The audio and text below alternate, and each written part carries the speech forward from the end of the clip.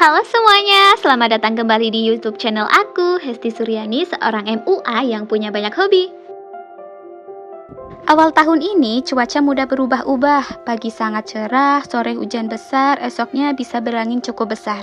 Awal Januari 2024, aku mulai menanam benih-benih sayur. Masih sama seperti tahun lalu, pembenihan aku lakukan dengan menanam satu persatu biji sayuran di tempat kecil. Masing-masing benih aku beri nama agar aku bisa mempelajari dan mengamati keunikan dari masing-masing biji ini tumbuh. Dan rupanya di sini bukan hanya aku ya yang bersemangat belajar berkebun. Saat cuaca cerah, aku berbelanja beberapa keperluan berkebun. Kira-kira 2 jam perjalanan dari rumah ke pusat perbelanjaan ini. Tempatnya selalu ramai pembeli karena menyediakan barang-barang yang lengkap. Aku mencari beberapa pot untuk stroberi dan beberapa tanaman kecil lainnya.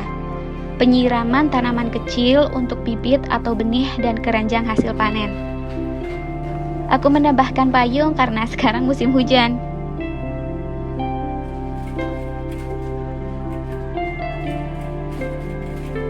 Setelah 7 hari penyemaian, bibit mulai tumbuh lucu dan menggemaskan. Ini membuat aku semakin bersemangat berkebun. Beberapa yang tumbuh dengan cepat, terong, cabai, tomat, buncis, kacang panjang, jagung, selada air, kecipir, timun, beetroot, lobak, kenikir, dan kangkung. Dan beberapa yang gagal tumbuh, lavender, blueberry, rosemary, bawang bombay, stroberi besar, dan stroberi putih. Aku harus banyak belajar lagi tentang tanaman-tanaman ini. Mereka tumbuh mengarah sinar matahari seperti yang aku pelajari tentang tumbuhan di kelas 5 SD. Menarik ya? Awalnya, aku akan menanam sayur mayur di lahan ini lagi. Namun, karena suatu hal, aku memutuskan untuk berpindah ke lahan samping rumah. Jadi, aku hanya mengambil tanah subur di sini untuk mengisi pot. Mungkin lain waktu akan mencoba menanam di rooftop ataupun di belakang rumah. Sebagian peralatan bertani adalah produksi homemade bapak aku sendiri loh.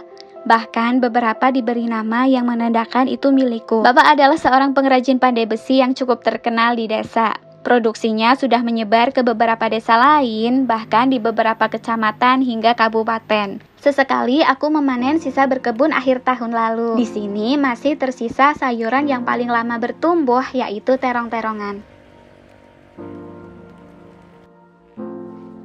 Ini adalah hari ke-9 penyemaian. Rupanya banyak tanaman yang siap dipindahkan. Aku akan memulai dari kacang panjang dan buncis, lalu yang lainnya akan menyusul. Sebelumnya, aku sudah membuat desain mini gardennya, tata letak sayuran dan jenis apa saja yang akan ditanam. Meskipun pada kenyataannya banyak sayuran yang tak ditanam di posisi seperti pada gambar, tapi garis besar desain ini sangat membantu. Ini adalah lahan yang akan aku tanami sayur mayur. Ladang mini garden kedua. Di lahan yang sangat baru ini, seperti aku sedang belajar semua hal baru tentang berkebun dari nol. Aku masih mengamati apakah hewan-hewan di sini bisa menjadi hama bagi tumbuhan-tumbuhanku. Di sini masih sangat alami. Banyak hewan yang aku lihat masih sangat menakjubkan, seperti burung-burung, biawak, bunglon, dan terkadang monyet. Burung-burung ada yang berwarna-warni, sangat cantik dan mempesona. Menyiapkan lahan baru berarti harus siap tenaga yang ekstra lagi. Bagian mengisi pot besar adalah bagian yang paling melelahkan. Terkadang aku meminta bantuan untuk mengisi pot besar itu. Ini adalah bagian yang sangat menantang. Semua kekhawatiran yang sudah aku sebutkan harus aku singkirkan dengan mencoba. Mencoba apakah ini akan berhasil atau tidak. Cukup berantakan bukan? Tapi hasil akhirnya membuat aku terkesan. Hari ke-9 setelah pindah lahan, cuaca cerah berangin. Sudah ada tanaman yang merambat. Semuanya masih sangat perlu diperhatikan dan butuh perawatan. Namun sayangnya di hari berikutnya datang badai. Banyak yang rusak dan gagal tumbuh, seperti buah beetroot dan selada air. Namun menurutku itu bukanlah sebuah kegagalan, tapi sebuah pembelajaran. Karena aku dapat pengetahuan baru. Ini membuat aku jadi bersemangat untuk membuat greenhouse suatu saat nanti. Semoga aja ya. Aku sangat beruntung memiliki sumber mata air alami yang benar-benar asri di rumah sendiri. Jadi, tidak seperti di lahan sebelumnya yang susah mendapatkan air, di sini justru air sangat berlimpah. Ini sangat mempermudah aku mencuci peralatan kebun usai pemakaian dan berbagai kebutuhan lainnya. Sayangnya, sinar matahari full menyinari isi kebun setelah di atas pukul 8 pagi.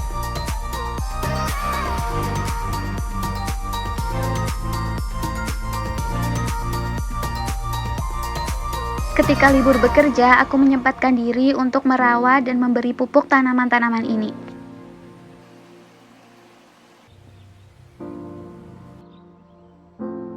Lihat tanaman-tanaman ini tumbuh. Aku senang sekali karena tidak semuanya gagal panen. Tomat masih tumbuh dengan baik, begitu juga beberapa yang lainnya. Masih ada 2 lobak putih yang berhasil selamat. Semoga bisa tumbuh hingga panen. Kacang-kacangan sudah mulai bergandengan tangan, timun mulai berbuah, dan wortel siap dipindahkan. Kangkung tumbuh subur, begitu pula seledri, terong, dan jagung.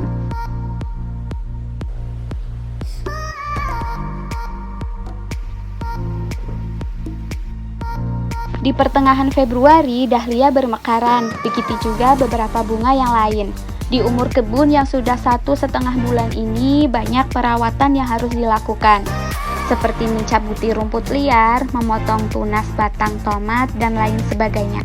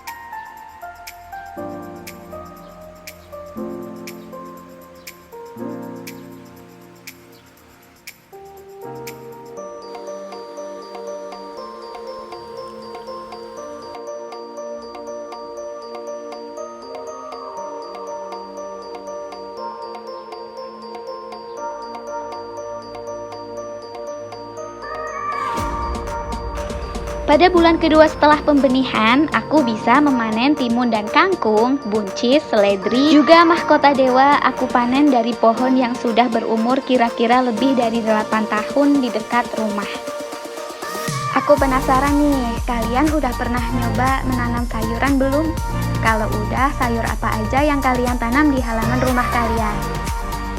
Untuk aku pribadi, banyak banget manfaat yang bisa aku dapatkan dari berkebun. Seperti tidak ada waktu yang terbuang sia-sia karena berkebun membutuhkan banyak perhatian dan waktu. Terlebih lagi, kita bisa mendapatkan energi positif yang lebih ketika kita dekat dengan alam. Jadi seperti inilah teman-teman tampilan mini garden kedua aku di awal tahun 2024. Banyak pembelajaran baru mengenai waktu dan cuaca.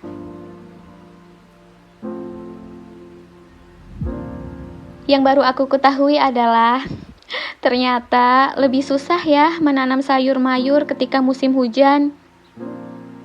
Aku kira menanam ketika musim kemarau itu sangat melelahkan dan menyusahkan. Ternyata justru malah mendapatkan hasil yang lebih baik dibanding menanam di waktu hujan.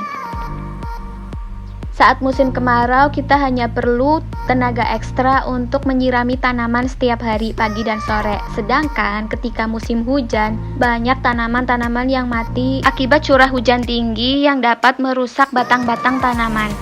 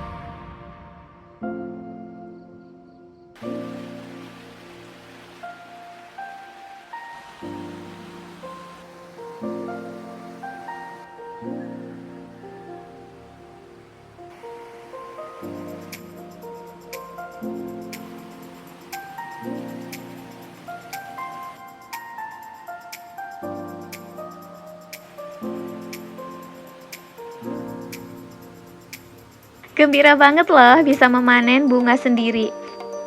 Kita bisa menjadikannya bunga kering dengan cara digantung dan bisa kita juga tata untuk hari-hari spesial tertentu.